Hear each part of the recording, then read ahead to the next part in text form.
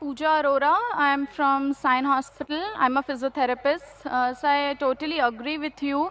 Just a small question. When Muhammad Prophet attained his prophethood, and as you said, he was a common man before he attained prophethood. By that time, is it that Quran, which is the word of God, has enlightened only Muslims? Because God can't be partial.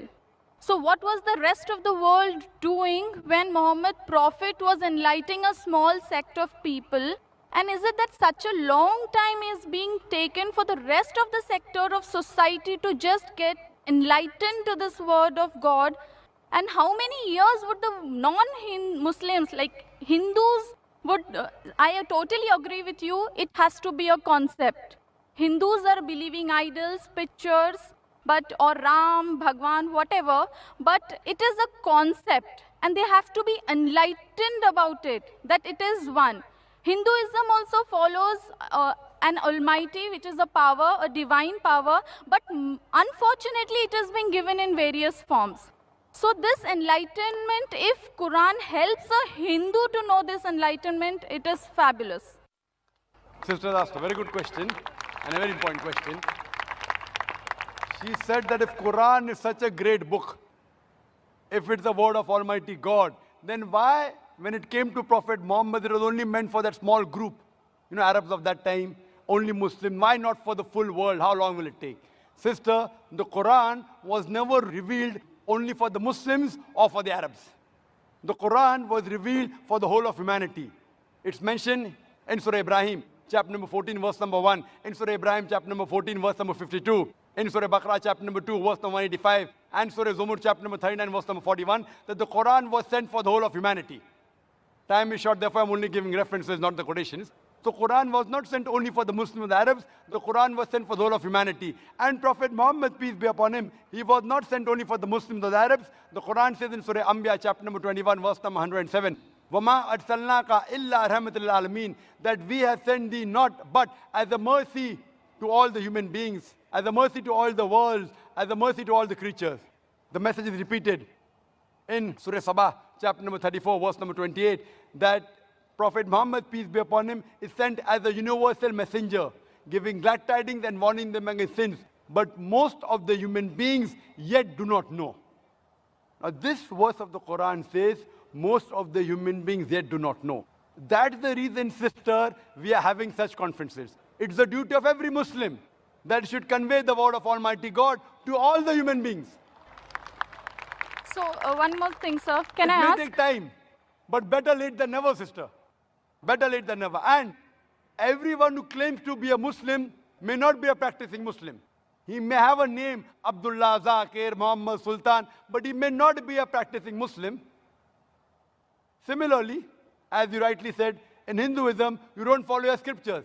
But yet, the religion which is the maximum followed, not only by lip service, but in practice today, it is Islam, number one.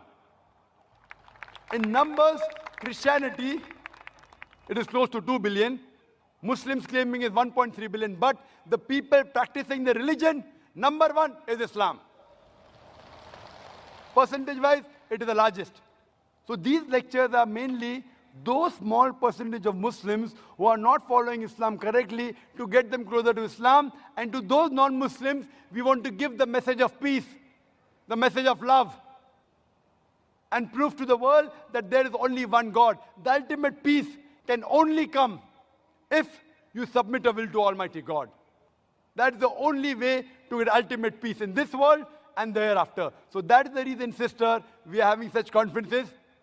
We have a satellite channel, Peace TV, where every day more than 60 million people, they are watching it.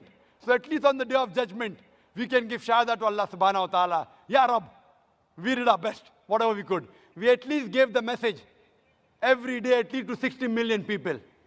And today, the message has even reached you, sister.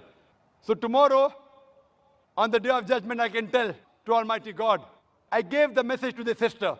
Whether you accept or not is in your hand, sister. I just want to add, can I? Thank you very much, sir. Just one more thing. Because God is impartial, So on the day of judgment, as you did a partiality that non-Muslims should be given first priority to ask their questions, God is impartial. So if Hindus stop believing in idols and pictures and they start believing in the Almighty, which has got no form, no shape, and on the day of judgment, is it that they will be not behaved as Muslims by God? No, it is not like that. It is the concept which is there in Hinduism, the misbelief that is followed in forms.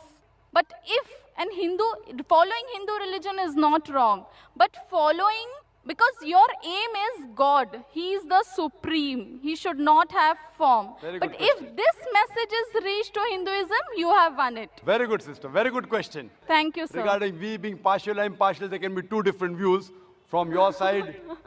Because we're partial, at least you could ask a question. If I wasn't partial, I couldn't tell to Allah subhanahu wa ta'ala, I gave you the message directly, one to one. You know? So He doesn't believe. So what we have to realize, sister, but why we are partial? We are partial to be impartial. Because the others have got the message. If not 100%, 90%. You all have got less. So we are partial to be impartial. Right, sir. So what we need Now coming back to your question, sister. Yes, It's sir. a very good question. That if the Hindus believe in one God, do not believe in idol, do not believe in images, do not believe in statues, on the day of judgment, won't we be Muslims? Correct. You are following part of Islam. Correct. If you read the Hindu scriptures further, the Hindu scriptures say there is another messenger to come. And the coming of Prophet Muhammad, peace be upon him, has been prophesied in various places. He's prophesied in Bhavishya Purana, Parva 3, Khanda 3, Adhyay 3, Shlokas 5 to 8. He's prophesied in Bhavishya Purana, Parva 3, Khanda 3, Adhyay 3, Shlokas 10 to 27. He's prophesied in the Atharva Ved, chapter number 21, verse number 6. Atharva Ved, chapter number 21, verse number 7. He's prophesied in several places. He is mentioned by name no less than 100 times as Muhammad in the Hindu scriptures. Right, Time sir. doesn't permit me to mention all the references. There is mention of a Kalki avatar in Kalki Purana, chapter number 2, verse number 4, 5, 7, 9, 11, and 15. It says that there is another avatar to come, Kalki avatar, whose father's name shall be the servant of God, Vishnu Yash, translated to Arabic as Abdullah, which was the name of the father of Muhammad sallallahu alaihi wasallam. The mother's name of this Kalki avatar would be Sumati. That means peace and serenity, which is Amina in Arabic, which was the name of Prophet Muhammad sallallahu alaihi wasallam, mother. This person would be born on the 12th day of Madhav, the 12th Rabi Awwal. That is the Prophet Muhammad sallallahu alaihi wasallam born. He'll have 4 companions, and we know the first for Khulfa Rashidin. It says that he will be born in a place which is peaceful in Makkah. He'll be born in a house of the chief of Makkah, that is the Quraysh tribe. It says that he will go northwards from a cave and come back. And Prophet Muhammad sallallahu alaihi wasallam went from Makkah to Medina and came back. On and on, talking about Kalki Avatar. So you believe in one part, La ilaha illallah. You also have to Muhammadan believe in Rasulullah. Muhammad Rasulullah. Thank you, sir. Thank you. And if you do this, you keep your name, whatever your name was, whether Preeti, whatever name, sister. What is the name, sister? Puja. Pooja. You keep your name. Don't change your name. But indeed, you will be a Muslim. Changing your name is not required. So the concept, Concept of one God, no statue, no images, last final messenger, Prophet Muhammad. Inshallah, on the day of judgment, you will go to heaven with your name, Pooja. so the pathways are different. The only thing is the goal should be the same. That is No, what sister. I believe. For the goal, pathways are different. If both the different pathways go to the same goal, they it is meet fine. at the same goal. Yes, sir. That is what I want to say. All the roads don't lead to Rome, sister. Fine? You may think it will lead. So if you think falsely, I have to correct you. I don't can- believe. No, sir. No, sir. sister, if you say you're a Hindu